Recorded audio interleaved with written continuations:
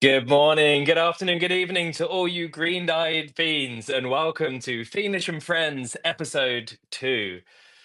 In just a single week, there has been a wave of Bitcoin Cash excitement, news, and developments, including BCH upgrades locked in for May 2025, including virtual machine limits and arithmetic and big ints, allowing for elegant and more sophisticated scripting than ever, and all on layer 1 Bitcoin Cash. BCH Bliss 2025, the number one decentralized P2P cash conference in Ljubljana, Slovenia, has been announced for May 2025. More information coming later in the show from the BCH Bliss conference organizers.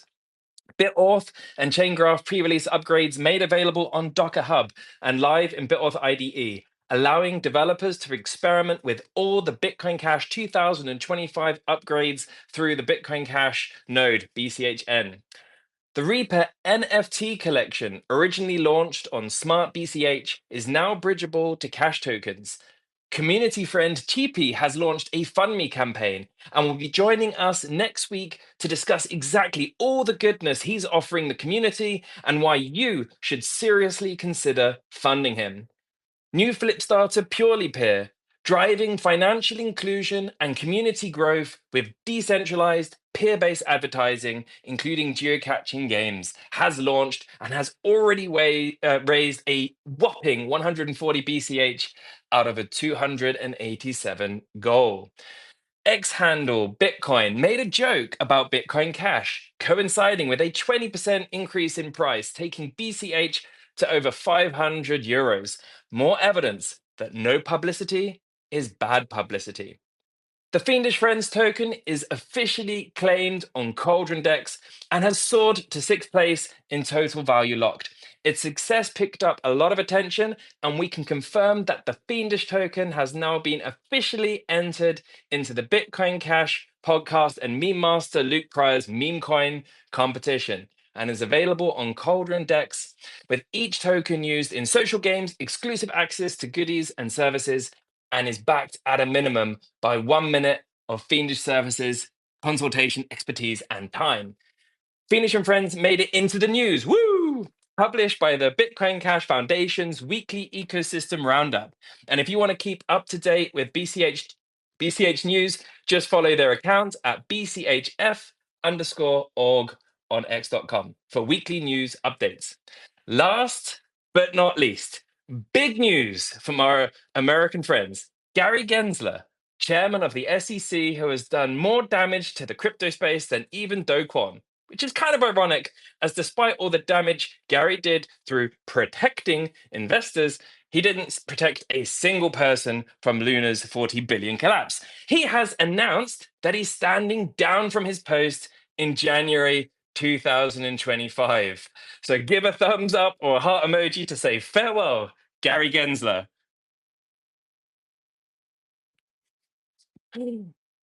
Fiendish and Friends' official stance on this is good riddance. We all pray that this is a sign of ushering in a more forward thinking, free market, libertarian stance on the revolutionary technology enabled by decentralized blockchains and cryptocurrencies. That was the news. This week, Fiendish and Friends are running a new competition during this episode for a chance to win a big stash of Fury tokens that can be used to place predictions and wagers over at bch.guru. And I'll post a link to a deck where you can get some more information about what their services offer. All you have to do to win is come up with the very best, freshest, catchiest Fiendish and Friends catchphrase and win 50,000 Fury tokens. To enter, simply reply to this Fiendish and Friends space over the next hour with your catchphrase along with a catch token friendly address. Or grab the mic and share your catchphrase with us live on air. A further splurge of 50,000 Fury tokens will be shared with everyone who joins in the competition with a good entry, but doesn't quite make it to the winning spot.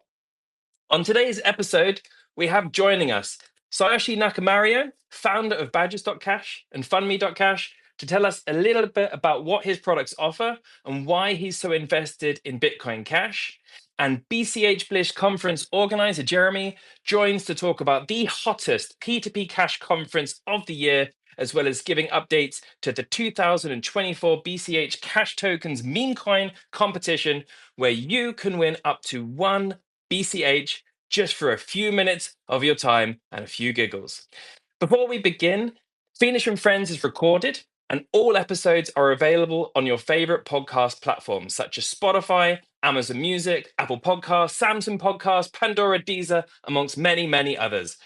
We are available on YouTube as both podcast and video. Just search for Fiendish and Friends and you'll find us. So if you can't stay for all the juicy information today, you can always catch up afterwards at your convenience.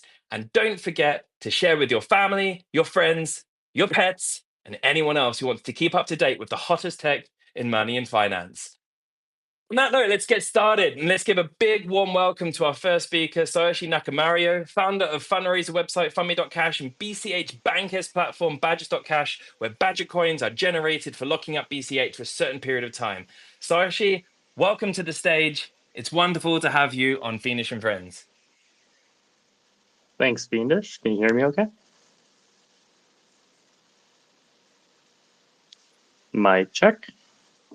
Are you there, Sayoshi? I am.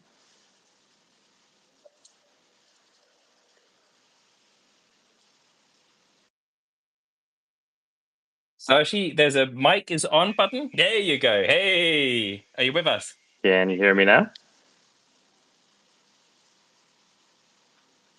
I can hear you. Can you hear Sayoshi? Yeah, no problem for me. Have we got a Twitter issue? Then I invite to speak again. Okay. As we can see that despite the many billions that are spent on Twitter tech and X.com spec tech, there are still some issues to have. So Sayoshi. Oh, wonderful. I can hear you loud and clear. That's great. So welcome Hey, and when in doubt. yes. Sorry about that. This is normal. Glitches within Twitter Spaces is to be expected. So yeah, welcome and lovely to have you here. Yeah, thanks for having me on. I'm from IT, so turn it off, turn it on again usually works. That's right. It is the ultimate guide for anyone with issues. So yeah, glad that's working because if I were to turn it on and off or off and on again, we'd lose the Twitter space, which wouldn't be so great. So actually, I'm sure the audience would love a little introduction from you. Who you are, what you do, and why Bitcoin Cash. I'll give a quick version. There's actually a very long version on the Casual BCH podcast on Help Me Cash's YouTube. So I was working in IT for like 10 years and decided to switch over to coding like 3 years ago to get more involved in the community. I learned about Bitcoin back in like late 2010, I think. And since then, I've just kind of been learning, but never really took a front seat in anything just because I didn't have a coding background and feel like I couldn't really speak in those conversations. A lot of people in Bitcoin were very technical, so it was very intimidating. But over time, got knowledge and just wanted to do more than just kind of sit on the sidelines. So started HelpMe.Cash, which is just a link aggregation site, and started getting involved in a smart BCH when it was a thing, which I first got me into coding. And then when that exploded, I jumped over to learning cash tokens, and that's where Badgers and FundMe have come from. Yeah, that explosion with Smart BCH, that was a painful time for a lot of developers, and it's wonderful that you stayed on. So what was it that made you decide to stay on and move your efforts from Smart BCH to cash tokens? I've been in Bitcoin a very long time. It's kind of the typical OG Bitcoin person that's in BCH is that it's the first. It logically makes sense from a technical and economic standpoint.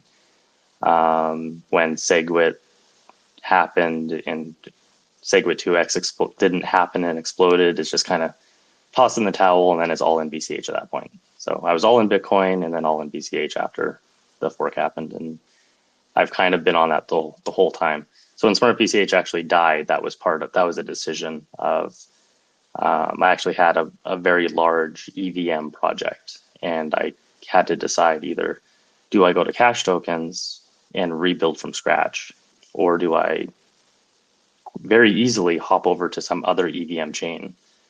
And I played around with like Avalanche and looked at Solana and stuff, but my heart wasn't in it.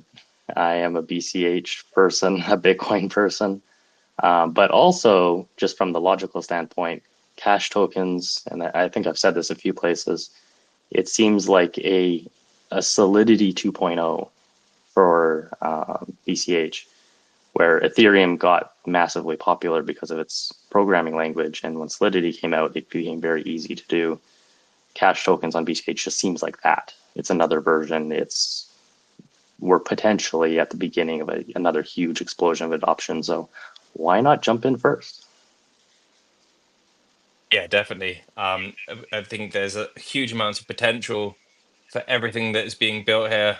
That's why we're all here, right? Because we see the importance of decentralized money and how, I'm guessing, so you've been in the community for a long time, that you've seen that from the cryptocurrencies that you're aware of, that Bitcoin Cash has something that's built for that future.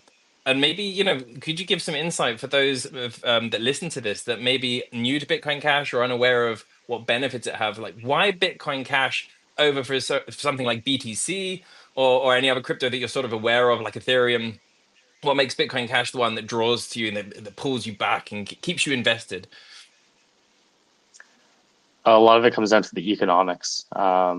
It's all about users and having people use it, the most amount of people possible. But then not going to the extremes that the network can't handle. So it's kind of like that. The three bears with BTC being too small, BCH being just right, and then SV showing that going too large doesn't work. So growing over time to allow all those users and providing enough to incentivize the miners to keep the network working long term. It's a very in-depth discussion that is hard to get across people in a very simple terms. From my view, anyways, I'm bad at doing that. But just like the overall design of the technicals and economics, just it does work. The design works. Satoshi, the way he designed it. So that's kind of why I've always followed that path of like what makes sense. It does work. Yeah, for me, there's so many aspects um, of Bitcoin Cash that I think are so important. So I think the original design of Bitcoin was just phenomenal, is brilliant, and the idea of a store of value and means of exchange, this was the critical part. And I think it's really interesting because the fork BTC was crippled, became the store of value, and it'd be very difficult to make it a means of exchange. Whereas Bitcoin Cash kept that means of exchange, still has some work to do on the store of value. But this is where people like yourself and all of the building that happens can easily rectify that. But nevertheless, the technology has continuously improved since that split in 2017 to make Bitcoin Cash even a better means of exchange and to be even more smart while still scalable. So for me, that makes Bitcoin Cash the clear winner, certainly from those two, without going into Ethereum or that sort of model. But thinking about builders, and I think we both we've discussed this in person, that buildings and products is what's going to lift BCH up and get those users up, and get the value of the network up. And one of the products that you've created is Badgers.Cash, which I've sent a link in Twitter so anyone can check that out.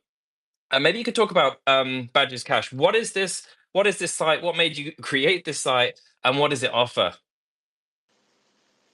So Badgers is actually the second project I started working on once I had cash tokens and like somewhat making sense in my head.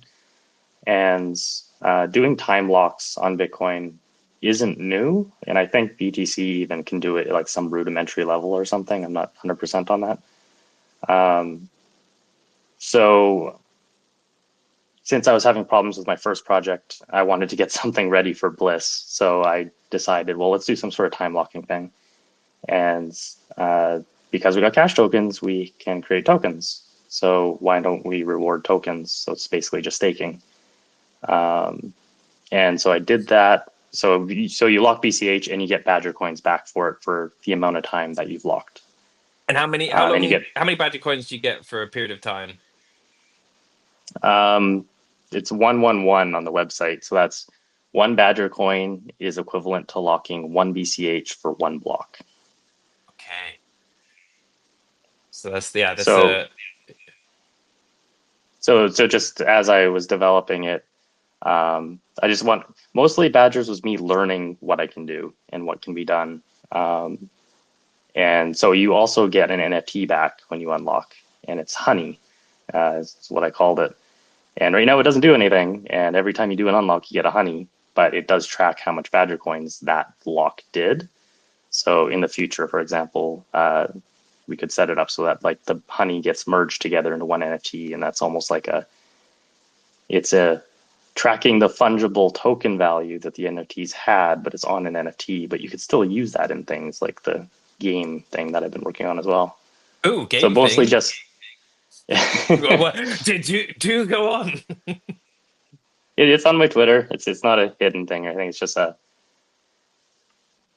with me and cash tokens, I've just been trying to learn and do things and see what I can do. So I did Badgers. So it spits out fungible tokens in an NFT. And so I made a normal NFT, what people think of, just a picture token thing that you can buy.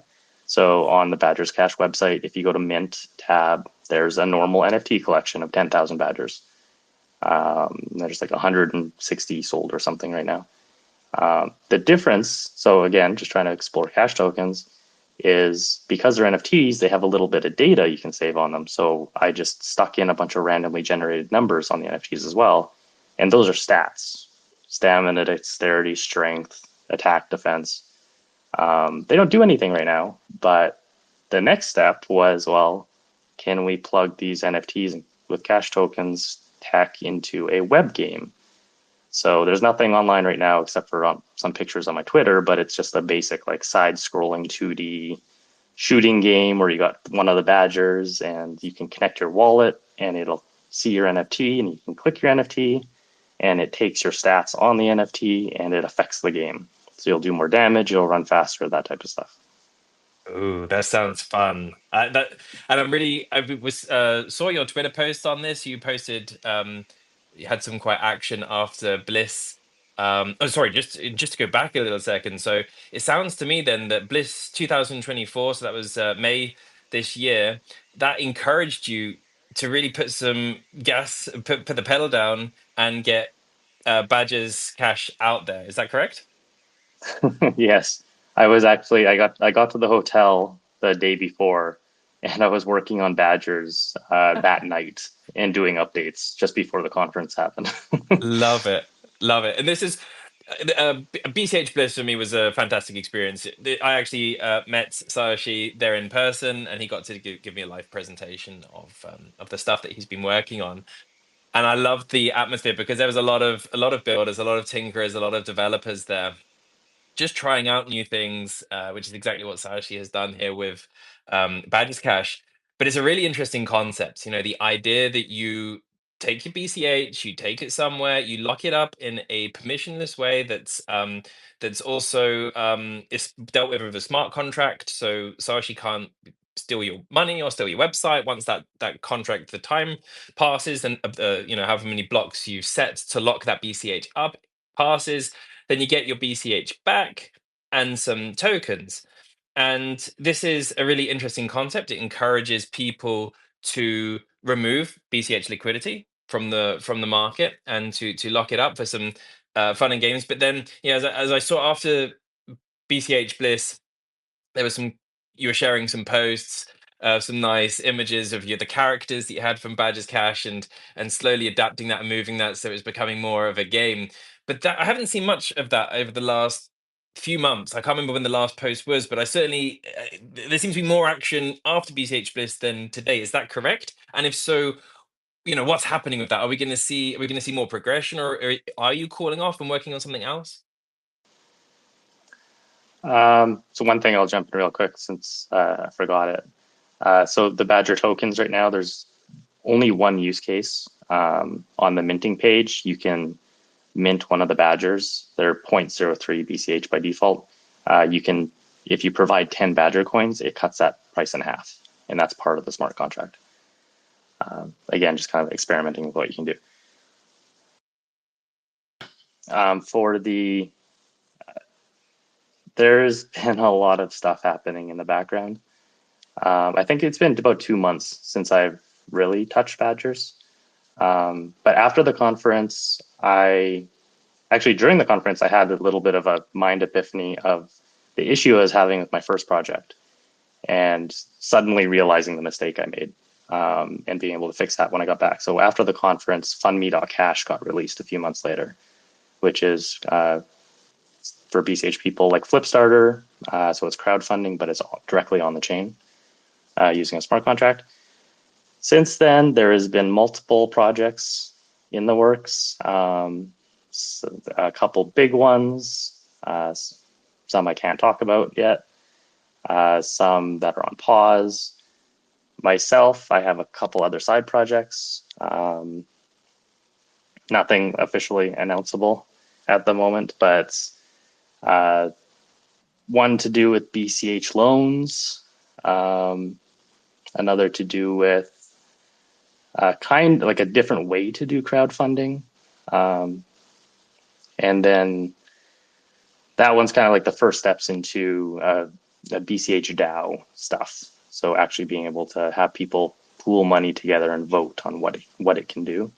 And that almost kind of ties into FundMe too. So I actually made an article a couple of years ago about BCH.do on read.cash. And that's kind of everything I've been doing has been like the steps towards that. Yeah, it's really exciting. I've got a lot of questions about FundMe.Cash, and I'd like to explore that a bit more. Before then, I saw Cheap, you gave the thumbs down when Sayoshi mentioned about BCH loans. Is that something you want to come on onto stage and talk about? It'd be interesting to hear your take. Maybe not, but if you do, grab the mic. I'd love to hear why you have some questions there. But yeah, looking at FundMe.Cash, so this is really interesting. So FundMe.Cash is, as you said, an alternative to Flipstarter. And oh, TP is requesting the mic. Okay, add as speaker.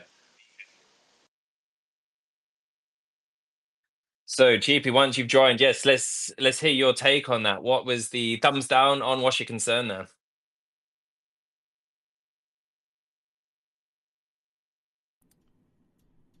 You can probably only hear me on the left side if this is the same as the GP space earlier today.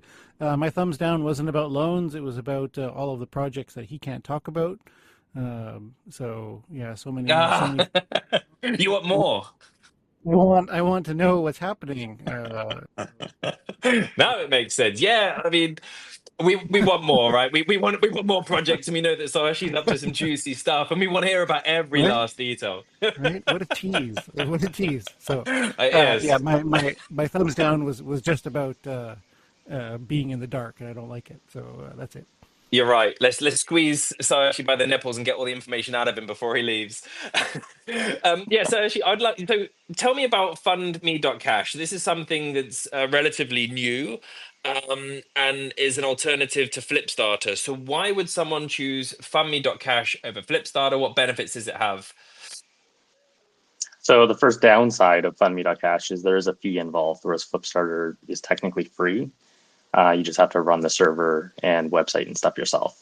So that's kind of the flip side of the benefit of FundMe is that it's very easy to use. And that's what the fee is paying for. Basically, you just go to the create page, you put in your date when you want the campaign to end, how much BCH you want to raise, and then you just throw in your description and images and you hit go. And then you hit confirm on your wallet and you're good. So it just simplifies crowdfunding quite a bit. It also allows people, pledgers, people that put money towards BCH towards campaigns to refund at any time a lot easier, in my opinion, than Flipstarter. Flipstarter, you need to use the Electron Cash wallet with the plugin, and it does work. It works fine. I've used it before. So I'm not talking down to Flipstarter at all. But because of cash tokens, we can expand the capabilities a lot more. And there's like so much stuff I could add to FundMe that is on a list, a big list. But yeah, that's the gist. Yeah, I have to admit, I'm a big fan. So I've seen this happen many times with Flipstarter or the different variants of it, that someone left some money to, or gave some money to the campaign. It was maybe sometimes got disappeared and then didn't know how to get it back, or if the Flipstarter didn't succeed, they lost access to that particular seed, or how they got the money back, or depending on how it's done. And for me also, it was a little bit of a challenge. Now with FundMe.Cash, you can use a wallet connect supporting wallet such as Paytaka, and you can just connect your wallet into that, send the money with great ease. I haven't refunded anything yet. I'll just wait till Cheapy's fund me almost gets funded, then I'll yank yank the money. No, I'm only joking, but I assume that that works, and works effortlessly. I can certainly see it's just a click of a button. So this is a great website. I think well worthy of the fee, and I'm guessing that's why people like GP are using this, because they see it as so easy and effortless for people to offer their support to campaigns, that it's well worth the fee of, sorry, what was the fee again? Was it 3%? So to create a campaign, it's 0.01 BCH, Yeah. just a flat, and it's 1.5% to claim. Oh, okay. There you go. Even better than I thought. So Very the fair. one thing with FundMe, well, one thing with considering like Kickstarter for example is 8%, and they can go all the way up to like 15 after doing some research on it, which I didn't do until after FundMe was already created.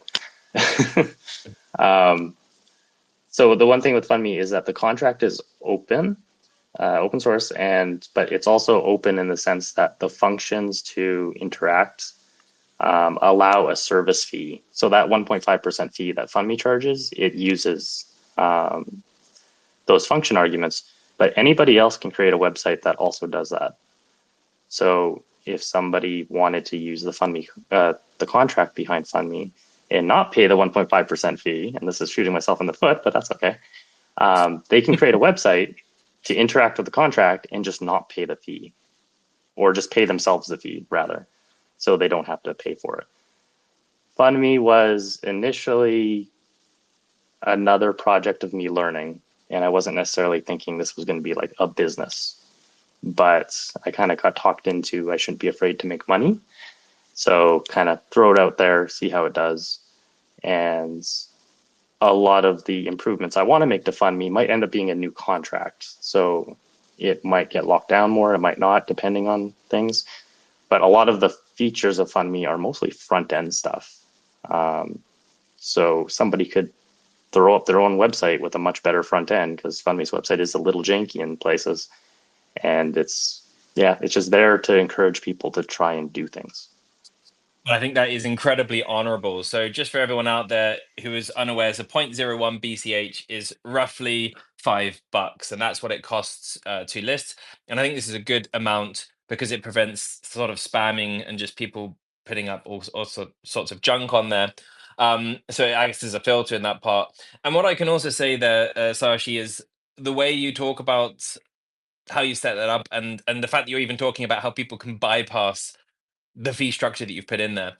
It speaks to the BCH community, and that's the sort of community that Bitcoin Cash has. And I would say to a fault. So it's fantastic. I love working with Bitcoin Cashers, because they are very like morally good, aligned people. But absolutely, it's fine. Not just fine. It's good when BCHs start creating businesses around their ideas, profitable businesses, because everyone needs to finance to be able to pay their rent, to pay their food, and if you want to have children, for example, everything costs money. And so when you're earning money from your business, your BCH oriented business, that allows you to spend more time, more effort, and dedicate more resources, and try out even more things on Bitcoin Cash. So this is my message to the community. It's okay to earn money doing what you're doing. Do it fairly, do it honestly, as you have done. You've set the fees very clear, the fair price. People get to choose if they want to accept that. or not, and they can choose another service. And if they do choose to accept that, then the fee's part of that bargain of having that really frictionless experience. Which, of course, the less friction there is, the more likely people are to contribute, and the more likely you are to get that amount anyway. And people can adjust that into the amount that they need to raise if it plays a role in that. So my advice to you, Sayoshi, is please feel free to lock that down. I'm sure many in the community, if not anyone that you care about, would agree with that, because we want to see more developers be able to fund their BCH endeavors through their own entrepreneurship. So not having to ask to reach out for money because it's not always there. And we want to make sure that things continue and developing in this space. So yeah, that's just my take on that. Yeah, it's been a discussion I've had. But the cash starter contract, which is behind FundMe, is on the blockchain. It's there. It's not going anywhere. It's fully open and anybody can use it hundreds of years into the future. That's great. Although I'm guessing maybe in hundreds of years to the future we'll have something even better. Most likely. Most likely. Yeah. Great. Then yeah, is anyone in the audience have any questions for Sayoshi? I do. I would Oh. love to hear a little bit more about. I've been impressed to see that the traction on the site is starting to build up. First it was just one campaign, two campaigns. Now there's already a bit of a backlog, and that's great because that's a huge another upgrade over Flipstarter. Is because all the Flipstarters were hosted separately. That's great for decentralization, etc. But it made it very hard to keep track of what campaigns had been run before, who had funded them, what they'd done, what they'd promised, etc. But with FundMe, it's all sort of naturally aggregated together in one place, and you can just look back in the history and find those. At the moment, it's small enough that you can just quickly scroll around there and find what you're looking for. But in the future, that will become harder and harder to do, especially as I use FundMe, and I'm probably soon going to do my second FundMe campaign. So it would be great then if there was like a section or a filter or something, so that you could just look for Bitcoin Cash podcast and you could just see the history building up over time to create confidence for future investors, right, in another campaign. And in that way, you get people onto sort of recurring income working in the industry. So I'm wondering what sort of plans, if any, there are for improving that visibility on the delivery. Like you could have a little delivered status, you could check up on people after a little while, give them a space to write an update over time, anything like that would be awesome. And also separately, which is sort of related, the stats at the top. I love the stats where it says how many BCH have been raised, how many people have been funded, etc. As those numbers tick up over time, it builds so much credibility for the site, and that's great. But that might also be something else to improve in the future in terms of more metrics, graphs, linking that to how many people have delivered or how much has been done, etc. Yeah, the stats on the site right now are technically static, except for the total raise and pledges is supposed to dynamically update, but there's a bug with that right now, which I know what the problem is. I just haven't got around to it. But doing the historical, like the archived campaigns and everything around that, once we start getting more campaigns, is definitely near the top of my very big list. Being able to filter them and do things like that. So there's definitely plans. I got some ideas around some of it, so that will happen at some point. It's just a matter of when. The only real major feature I've added to FundMe recently was campaign creators can do an update now on their campaign. So Jeremy, like you could actually go to your old FundMe that you did, and there's the update tab. As long as you're connected with the address that created it, it'll automatically show up a little edit box, just like when you created it.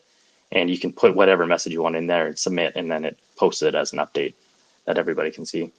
The FundMe that I actually did for the learning classes, I think it has 2 on it right now, just as an example. So yeah, definitely a lot of things around that are at the top of the list. It's just a matter of time to work on it. Yeah, as always. But that's super cool because then it's turning into almost a bit of an accountability log that you sort of get for free as a part of doing that, right? Like I already have the Bitcoin Cash podcast website and I make a big effort to try and record a lot of what I do to build up this credibility. But the easier we can make that for new people, like somebody new coming to the community might not know that that's what they should do or that's how they. So the more we can help people with the tools inbuilt right there to build up that credibility and help them get the best chance of delivering the result and getting funded again, that's just absolutely amazing for BCH. It's incredible. Yeah, that was kind of the idea around the archive and having it set up like that. And also, it's like another thing that's on the list is allowing pledgers to vote against campaigns that have finished, of like, do they approve or not approve based off the funding or what happened to the campaign. And like that's a whole other expansion to the FundMe contracts, or the cash starter contracts rather, that is, I've spent a bunch of time and I do have some like basic implementations, but just need time.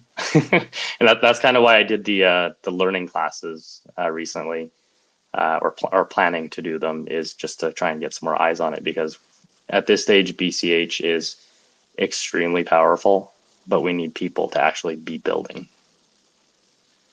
Yeah, definitely. And more people in the ecosystem will help. So, Sashi, I understand you were at a BTC meetup last night. Did you manage to get any of the people interested, or the interest peak, to come into the BCH world and start tinkering here? No. Damn it. Yeah, it was quite maxy. Wasn't much progress made on that front, and there was a lot of new people there to crypto in general, and they got a very big presentation about mining at home, which I just kind of wanted to facepalm the entire time. So, Oh, geez. Were they actually trying to sell that as a, what were they selling that as a, is helping the network or making money? I mean, how do you sell that mining at home for BTC?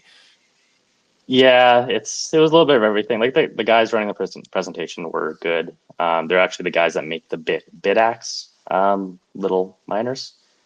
But the overall conversation was, yeah, generally industrial mining, how many thousands it costs to get it working in your house to replace your furnace and stuff, which there's interesting things about that type of stuff. But you could just tell that most of the people that were there to learn have not really heard anything about crypto, and they were specifically interested in profit. Yeah. And if you want profit, you don't really want to be in the mining sector unless you have millions of dollars. Unless you have millions of dollars and are somewhere where the energy is particularly cheap, it's probably going to cost you money. But okay. Yes. But I think, yeah, the profit is the normal reason why people are attracted to cryptocurrency. We have to be honest here. They come for the gains, but they stay for the feels, especially in Bitcoin Cash. So, and this is where the more builders we've got, the more products that are being put out there, the more people will come in, and they'll see that, and they're more likely to come in because there's activity there. There's chance to be part of that pioneering force. But I think, yeah, that's the reality of whether it's 98% or 99%. But I'm pretty sure it's about there. People get into crypto because, hey, there's money in this, right? Yeah, just to give context, I'm in Alberta, Canada, and the electricity here is very expensive. So any mining that you're going to do here, unless you're like very large industrial player that's worked out a special deal, definitely not going to be making anything. Yeah, yeah. As I say, I'm in Germany, and the cost of electricity is about 40 cents per kilowatt hour. So you can't mine, not at huge cost. Just want to do a quick pause. I just want to read out. So, reminder to everyone that there's the competition to win 50,000 Furu. And the winner will get 50,000 Furu. Runners up will get the remaining sort of just over 50,000. We've had a few entrants here. I'd just like to read out this one. I think this is pretty cool. So, a Fiendish and Friends catchphrase: real money, real tokens, real talk. Fiendish and Friends. It's nice. There's also some other ones, but it would take the next hour to read them out. So I'm going to leave those ones to the side. But maybe they're going to be, they're certainly entered into the competition for the runner up prize. But if there's anyone out there with a great catchphrase, do comment it in under this spaces, and for a chance to win that 50,000 Furu or one of the runner up prizes. So actually, thank you so much for your time, and it's really, I'm so privileged to have met you in person, and I think that what you're doing for fun is already a lot more than what many people are doing for serious. So I'm really excited to see the outcome of the projects that you're working on, and can't wait until you can share some more details. And I would be wonderful to be able to see you again in person. I really hope that some magic happens and you're able to attend BCH Bliss next year with your wife. And but if not, we understand. But thank you so much for being here, and it was always a pleasure. Yeah, thanks for having me. She's trying to talk me into it, so we'll see. Oh, fantastic! This is we saw BCH Bliss. There was 60 tickets sold, and I'd love to see it. That's the majority of the people that went there, from what I experienced, had a really nice time. Shared some great moments with each other, and I really would love to see the majority come back and then to grow on that with new, fresh entrants to the BCH Bliss experience. And while we're on the BCH Bliss topic, we've got Jeremy here. So please welcome Jeremy, one of the organizers of BCH Bliss, also developer behind Celine Wallet, and organizer of the 2024 BCH Cash Tokens Meme Coin Competition. Jeremy, welcome. Second show, Hello. and already your second Glad to appearance. be here. Glad to have you back. I'm a regular. You're a regular. Yes. Before we dive into the most exciting topic that you've come to talk about, BCH Bliss, I just want to have a quick update. I'm sure many people are interested. How's the meme coin competition going? How many coins have been submitted so far? And could you talk a little bit about the very best of the tokens that have been entered? And I'd love to know, what are the worst? Well, we've had a mix. To be honest, I haven't looked at the actual wallet where we're accepting the submissions yet, because I want to get a good sense from myself. If I see the tokens coming up, on my social media feed, if they're doing a good job marketing, they're attracting attention, they're attracting buzz without me necessarily knowing that they're entered immediately, right? Because that's exactly how you experience a token in the real world. You're not you don't have a list of these are the things I want to look into. No, you just see what's out there, and then what jumps out at you is what's doing the best job of marketing and getting your attention. So I couldn't give you the stats on the exact amount of submissions. I know for sure we have the Fiendish token that you have done, which has been quite a strong entrant, at least so far. It's listed on Cauldron. It has a fascinating concept with being linked to your time, nice graphics. You've done this show as a tie-in to that, so that's very impressive work already. And I think even if just that came out of the competition, it already would have been worth our time to run. But we've had a couple of others as well too. I've seen Yawn and Smile Token have both been created, and they've had some more sort of, I don't know what the word is, not Pepe style graphics exactly, but more of that kind of internet cartoon look has been catching my eye a little bit. They've done some promotions on Twitter and so forth as well too, so we're generating some buzz there. And then obviously we have the two categories, so people can submit in the cash tokens. There's been some work there. Paul, shout out to him as well. He made a video that you've referenced before, I know too, about how to make coins and how to list them on Cauldron and so forth. So that was also very inspiring, because part of the goals of the competition is to drive not only using the tooling, but actually explaining it, doing tutorials and creating new tooling if and where it's needed for other people to follow up. So that might also be kind of in the running. I don't know whether he submitted a token that he made as a test, or whether he's going to, or if it will just be that video. But that's also caught my eye as something maybe worth rewarding. And then we have the non-cash tokens section, like we did last year with the people can do images. We've had a poem submitted actually, which I quite liked. I think we've had at least one, probably maybe even two or more videos as well. So there's competition is quite hot in that category as well. So it's I haven't seen those. Maybe you could share some. Have you retweeted those ones out? I haven't been retweeting them all too much, and that's honestly a bit of a state of the BCH ecosystem these days. There's so much going on that I can't just retweet, absolutely everything. So I have to be a little bit selective. There's so much going on. But if you go on my profile and you click on the pin post and then scroll down in the comments there, you can see people are replying with their images and their videos and all kinds of stuff. There's actually, gosh, I'm just looking now. There's some new ones that I hadn't seen before. That is crazy. So, There's too much. There's too much stuff going on right now in BCH. I've had this thought as well. So for everyone that's listening, just tone it down, because I'm also someone, I like retweeting when I see stuff that's like, hey, that's really interesting. That's great development. I like retweeting that, and I do feel that I pick up Twitter. It's like everything I read is like, yes, this is awesome. Retweet, and it's like, okay, that's 20 retweets in the last hour. Okay, I better cool it down. So. Yeah, exactly. head on to Jeremy's profile, and I'm actually just going on there now. Let's see. The bar is going up definitely for earning a retweet from me, and that's such a brilliant sign. As the ecosystem grows. Like when I started the BCH podcast, I had to do a little bit of manufacturing something to talk about. There wasn't necessarily tons going on within BCH. Had to look in the rest of crypto and have different guests or talk about the history, things that were happening in the past. But these days, there's absolutely no shortage, and I just cannot cover everything. So that's just great. The scene is just starting to really take off in the amount of energy and activity and different elements to it. So that's a great thing, and I love to see it, but it does have the natural side effect that the selective pressure becomes higher and higher and higher to break through in terms of getting a retweet or a segment on the show or something like that. And that's good. That's just it's sort of a capitalist process. It's really iteration driving quality as people try and deliver bigger and bigger announcements or projects or ideas to get that mind share to an increasingly large audience as well too, which is amazing.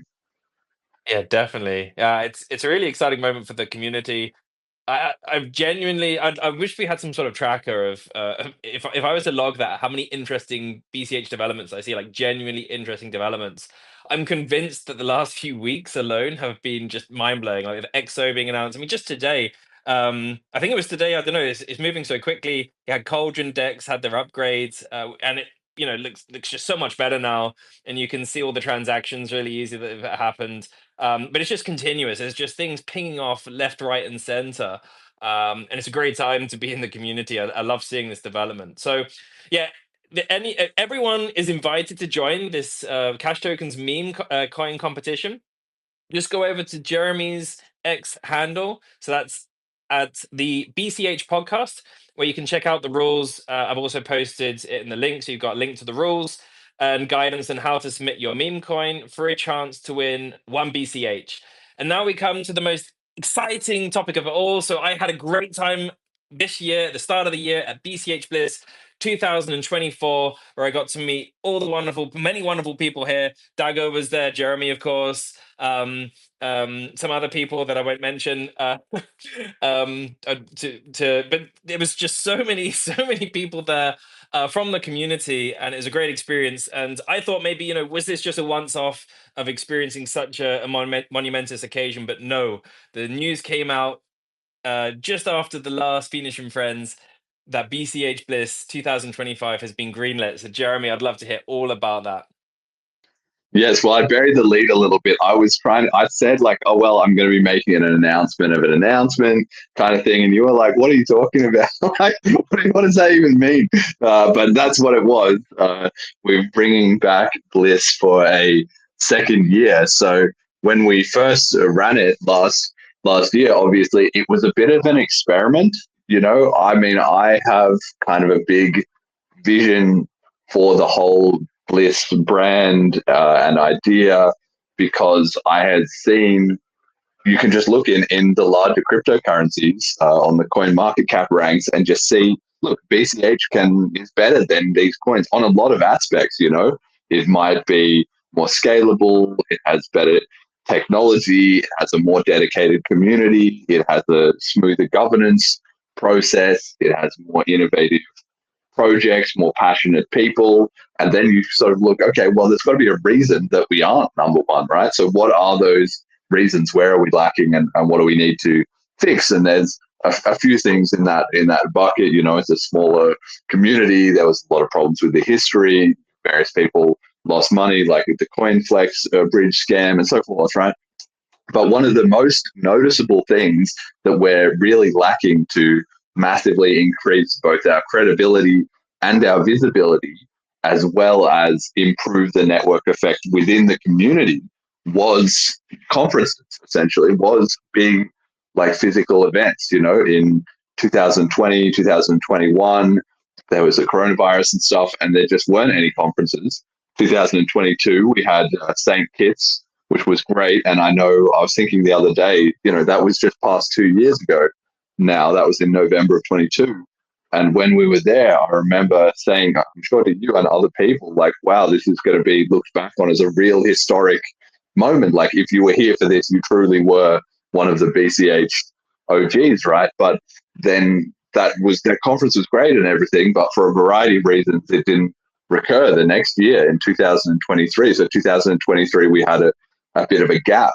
And so coming up to sort of more the end of 2023, I thought, well, for 2024, we really do want to have a conference. And Jonathan had this idea to have a sort of a meetup, like a small technical meetup to celebrate the upgrade, because that's one of the big features that BCH has, is that we have a regularly scheduled upgrade that when it's going to be, and it's a bit of a shelling point. Everyone can get excited, everyone can get hyped up going into it and stuff.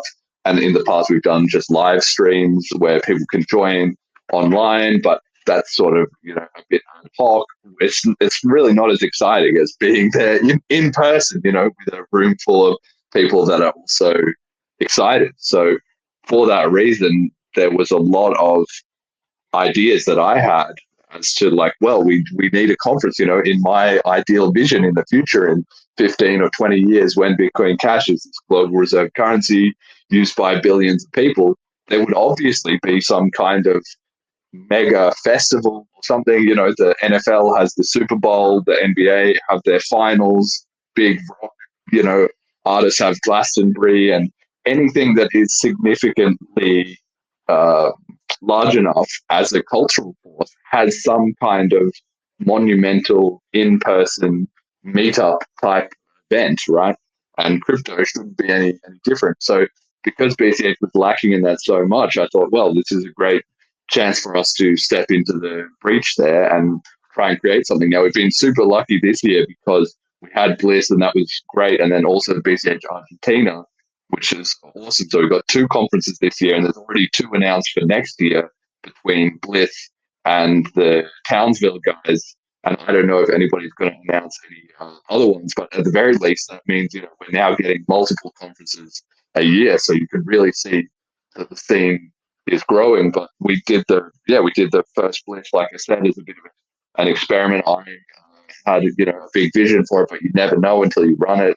And people come and actually enjoy it. And as the organizers, we felt that everything went well. We didn't have any problems. We found some good sponsors and so forth. There were some amazing people that turned up, right? There's some real surprises when all of a sudden people started speaking, and even though you've never heard this person, the voice, but you've seen the way that they write, and all of a sudden, hang on a minute, I know you. And that was a really amazing experience that you could only have in person. Yeah, that was a huge thing. That meant that we clearly had done something right, that we had earned the trust of people in the community to come out to an event like that. And we did make an effort to sort of try and respect people's privacy and so forth, if they didn't want to be in photos from the event and all that. And so going forward, we want to obviously continue that. And so Bliss really is trying to be, Jonathan sees it as a builder-focused conference, and I think that's right. First and foremost, he is very heavy on the technical aspect and celebrating the upgrade, and I love all that. But in my mind, it's got that element, but it is also a bit of a celebration of BCH as a whole, and it needs to be an event for the community. And I think those 2 strands work together quite nicely. So we're bringing why it back. not both meme. Exactly. Yeah, exactly. All right, so I've got some important questions. I guess a lot of people here are interested to know, when are the tickets going on sale? So we just put out a video. It's on the BCH Bliss Twitter account, pinned there, announcing it. So we announced on November the 15th, which is the lock-in day for the VM limits. So it kind of was nicely coincided. But tickets will be on sale January the 15th. So you'll have 4 months, and then the conference starts on the 12th or 13th of May. Really, I guess I'll definitely be there on the 12th, but the actual conference starts on the 13th, 14th, 15th. So you'll be able to get tickets 4 months in advance. Last year, we also announced we did the tickets in January, but that was also just announced at that time, right? This year, we're really trying to give a bit more lead time for hype and everything. But we know that obviously people are going to be busy during Christmas and so forth. So in January 15th, we'll be going live with the ticket sale, which will be on TapSwap like we did last year. We might also, we'll see, but we're considering maybe having an option just that you can pay in pure BCH and then get your Velma allocated at the door. We had some people who kind of weren't really up to date with the latest in the BCH ecosystem. You know, it's moving so fast that we're starting to leave people behind a little bit, in that even if they were crypto fans, you know, they couldn't really get their head around the Wallet Connect and TapSwap and all that, right? But they still wanted to be a part of it. So we're going to try and find a way to accommodate those people, I think. But it will be January 15th, sale on TapSwap. Obviously, we'll do a big announcement and post about it. There'll be the Velmas this year. So last year it was the Jessicas. This year it's the Velma NFTs. You can obviously choose your favorites from the ones that are listed. That we'll probably do a variety of prices like we did last year within a certain range. And then obviously that will be your ticket into the event like we did last year. So it's really a crypto conference. It's not like, crypto where we're all making money. It's like, to be at the event, you actually have to be using the latest tools and actually engaging with crypto as it's going to become popular and common in the future. And we're sort of really pioneering that in practice. I love that. And I think this is a great to take into consideration, as you say, the people that are being left behind. There might also be people very new to BCH that just want to come because they want to experience what the ecosystem has to offer. And I don't think, for me, a conference should be inclusive. If people want to come, they should be able to come. Of course, they have to pay in BCH, in some way. I think that's the right mentality. But to make that as easy and effortless for people, I think it's a good and a smart way to go. And just for everyone out there, I am financially involved in that because I've got a whopping massive €100 bet to fill out all the seats. So I want to make that frictionless as possible because I want to fill up those seats and make sure that we make it just as before, really just as exactly the same atmosphere, just with a stick of dynamite up its ass, just bigger, better. So you mentioned about the prices. Are the prices going to be kind of similar to last time? Have you got any sort of indication of how that's going to look like? Well, I don't want to make any promises at this stage, certainly because obviously crypto is volatile. So who knows by January the 15th, certainly with how the market is now, who knows how much a BCH is going to be worth. But what I probably can say is that last year we tried to find a nice sort of middle ground that was cheaper than most of what the sort of crypto industry, in quotation marks, would charge for an event, because obviously we appreciate that we want to make it financially accessible to as many people as possible. And people also do obviously have to spend money in traveling to the event, getting their hotel and staying, in the area and being on a bit of a vacation, right? So we do want to try and keep things accessible. Last year, the tickets were roughly, I think it was about $250 at the US dollars at the time that we set the prices. But then they were fixed in BCH, and the BCH price did fluctuate significantly between the time that we set them and then the time that the actual event was. I'm getting some feedback, Fiendish. And then, so once we had that set, we just stuck with it, really. And I think that will probably be the same strategy for us this year. I think as we're getting close to the ticket sale, we'll pick the price that we believe is suitable and lift up the Velmas, and then obviously they'll trade, and they can also trade on the secondary market if there's tons of additional demand. But I think the strategy of setting the price in BCH is a good one, because the price doesn't change for BCH holders. If the price goes to the moon in the couple of months, well, then that might make it hard for people who want to scramble for the last minute. But if you are already a BCH holder, then at least some of your wealth is denominated in BCH, and there's no actual change to the price. So it's another way that we're sort of pioneering and thinking about operating on cryptocurrency as a full economy. But are going to try and make things accessible as we can, and we'll also be sort of responsive to ticket demand. Perhaps if there's overwhelming demand, we might release another tranche at a lower price, or if we get a lot of extra sponsors, that might also factor into our decision making. But I can't make any promises there. Yeah, that's understandable. It's exciting. And do we have some people that are well known that will be attending that aren't part of the Bitcoin Cash community? Well, we'll see. You can never really tell until the day, and obviously, particularly with the developments, ticket sales, we don't even know. We don't have the information of people's names and addresses, and that defeats the whole point of crypto, right? Anybody can just go on and buy a Velma, and whoever rocks up at the doors, people could even be trading them after the fact.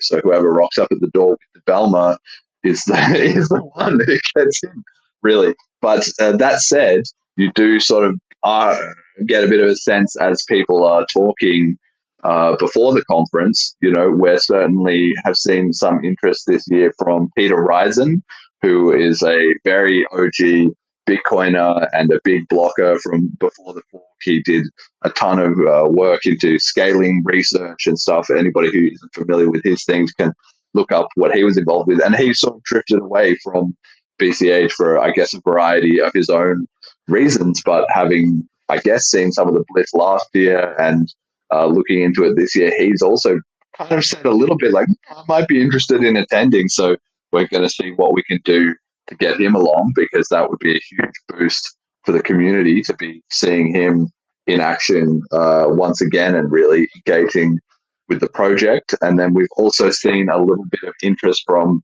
Eric Wall, my, I don't know what the word is, online frenemy, who famously, started the Taproot Wizards in 2023 after capitulating on several years of believing the Lightning Network was going to fix everything. So he's had a bit of a journey in appreciating Bitcoin through different lenses, and said that he was going to attend last year to come and really learn from the BCH's latest innovations and so forth. And then at the last minute, he wasn't able to attend, and he was honestly quite gracious, where he let me know privately and all of that. So I appreciate him for that. But when this year was announced, Jonathan poked him on Twitter and said, Eric, are you considering coming along this year and maybe fulfilling a promise? And he immediately replied and said, just yeah, I'll be there, kind of an idea. So we'll see whether or not he is in attendance, but that would be really cool. I would love to meet him in person, shake his hand. He's done a lot for Bitcoin in his own way, and I also respect how much he has been able to mature in his understanding of the technology and the history and the community. And certainly that would also bring a lot of attention, obviously, to the event if we were attracting people who were previously quite outspoken, critics or skeptics of BCH. So there's a lot of potential there. And I mean, we only just announced this 1 week ago. You never know. We've still got another 6 months before the event. So who knows what could happen or what kind of attendees we'll end up with.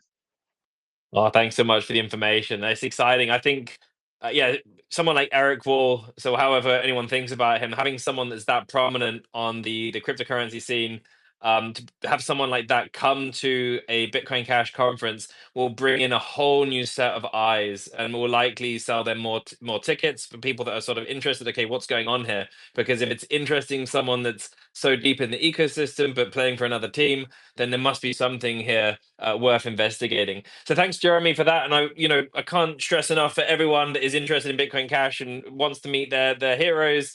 BCH Bliss is the place to be. So I will definitely be joining. I know Cheapy's going too, so he's already promised that. That's fantastic. Well done.